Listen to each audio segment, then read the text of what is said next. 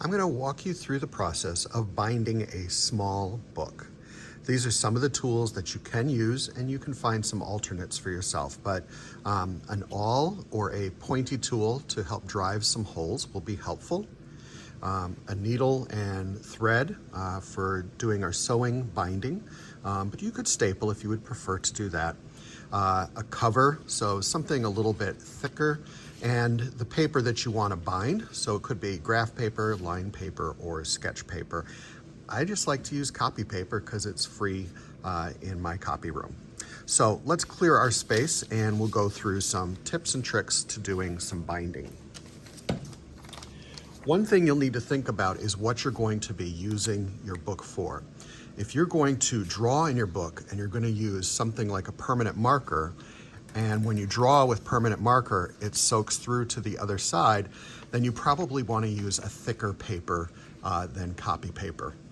However, if you're just going to be writing or using colored pencil, then you're going to be fine. It's when you get to markers that you might want to use a slightly thicker paper. You could even use index stock, which will work.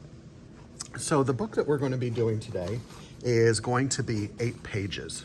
And when you fold your book in half, that 8 is going to become 16 pages. So I'm going to go ahead and count some of this out. We've got 1, 2, 3, 4, 5, 6, 7, 8.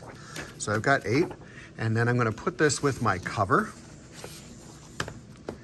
and I'm going to take the whole thing and fold it in half.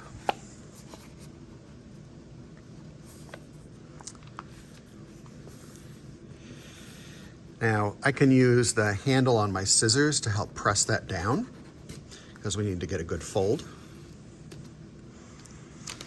And you'll see that the page is the little edge, we call that creep. It'll creep out a little bit. And later on, if you want to, you could use a paper cutter and cut that off. But it's fine if you leave it that way. It actually is easy to turn the pages. But something to kind of think about depending on how finished you want your book to be. Now we need to bind these pages together. So of course you could use a stapler and go down the spine, but it's hard to find staplers that are that long. So we're going to do a traditional sewn binding. Now I'm going to use this yarn because it's thick and easy to see on the camera. You may want to use something a little less thick, but yarn is fine and it's fun. So I'm going to go ahead and cut off a piece. I've already threaded my needle, and I've made a little bit of a tail over here, which we'll be getting rid of after a little bit. So I've threaded this on, and it's about 1 arm pull. So I take my arms, pull them apart, and that's about how long that I need. You technically only need a little bit longer than twice your book's height, but you'll need that little bit extra so that you have some room to tie it off when you're done. Now, if you're going to use an awl, they're very pointy. You could stab yourself. You want to make sure that you're being careful with tools that are sharp. But you can't just stab through the paper and into the table. You're going to damage your table. So you need something soft underneath. You could use an eraser. You could use a piece of stiff foam. Anything around will work. Even cardboard will work, like a couple sheets of cardboard. So here we go. I'm going to open up my book all the way to the center and line up my pages. And I'm going to put it on top of my foam.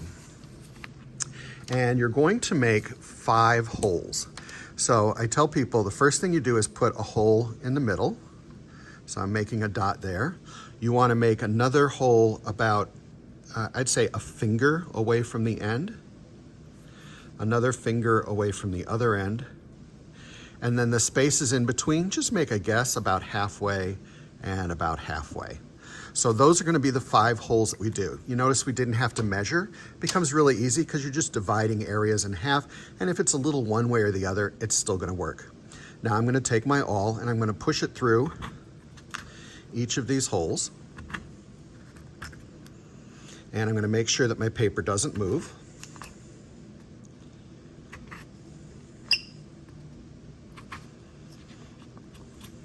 And then I'm all set. Now, the first hole we're going to go through is from the outside. We're going to go through the center hole. I'm going to pull that through.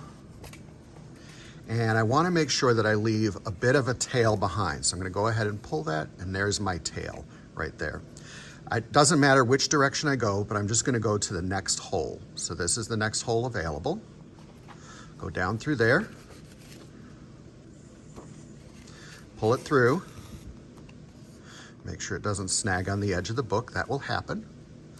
And I want to pull it so that the line is flat and that I'm not getting rid of my tail on this side of the book. We need that tail so we can tie it off. So I've already went from here to here, so this is the next hole. So I'm going to go ahead back through the spine, through that hole, and pull that through. You can see the line is straight. I turn it back, and now I go in the other direction. So I've reached the end of the book. I just turn around and go back through this hole next. Pull that until it's tight. I've come here, so now the next hole.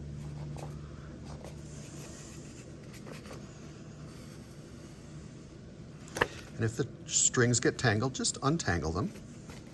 Pull that tight. And now the next hole. Pull that through.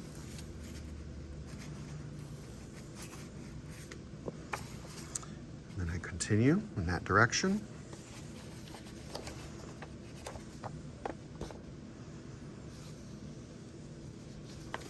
Turn it back over, and I've reached the end, and then I go back through here. And you can see now I have a solid line on the inside and almost a solid line on the outside. And this is where we're at our end. So I can take my needle off. I take these two ends and I give them a little bit of a pull to make sure everything is tight. And I go ahead and pull through once. I'm going to line it up right on that edge if I can, but it's okay if it's over here. I just kind of like it over top of that center knot. I'm going to put my finger there and go ahead and pull through one more time, and then pull that tight. And I'm going to do it one more time just for good luck. And there we have 3. If you want to, you can leave lots of extra ribbon, but you definitely don't want to cut it so close that the knot may come undone. So I always do it a little bit beyond that. I go to the next hole and do that.